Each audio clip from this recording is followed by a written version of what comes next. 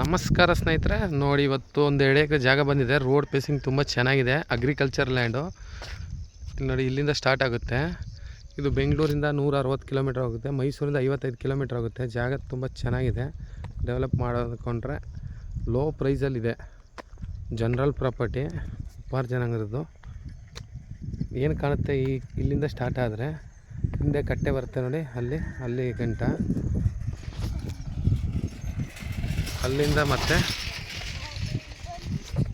ಆ ಬೇವಿನ ಮರ ಐತಲ್ಲ, ಆ ಲಾಸ್ಟ್ ಕಟ್ಟೆ ತನಕ ಪಕ್ಕದಲ್ಲಿ ವ್ಯಾಪಾರ ಆಗಿ 20 ಲಕ್ಷಕ್ಕೆ ನಡೆದಿದೆ ಎಕರೆ. ಇವರು 22 ಹೇಳ್ತಾರೆ, 20ಕ್ಕಾಗುತ್ತೆ. ಪ್ರೈಸು ಹೇಳಿಲ್ಲ ಅಂತಾರಲ್ಲ, ಅದಕ್ಕೋಸ್ಕರ general property. Agriculture farm house ಮಾಡಿಕೊಂಡು ಏನಾರು ಕಲ್ಟಿವೇಷನ್ ಮಾಡೋರು ತುಂಬ ಚೆನ್ನಾಗಿದೆ. ಪಕ್ಕದಲ್ಲಿ ಬೋರ್ ಹಾಕಿ ನೋಡಿ, ಜೋಳ ಹಾಕಿದ್ದಾರೆ.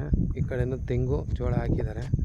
ತುಂಬ ಚೆನ್ನಾಗಿದೆ. ಹೈವೇಯಿಂದ 1-1.5 ಕಿಲೋಮೀಟ್ರ್ ಆಗುತ್ತೆ ಇಲ್ಲಿಗೆ, NH 290 ನೋಡಿ. ಜಾಗ ತುಂಬ ಚೆನ್ನಾಗಿದೆ. ರೋಡ್ ಫೇಸಿಂಗ್ ಇದೆ. ಒಂದು 200-300 ಅಡಿ ರೋಡ್ಗೆ ಇದೆ.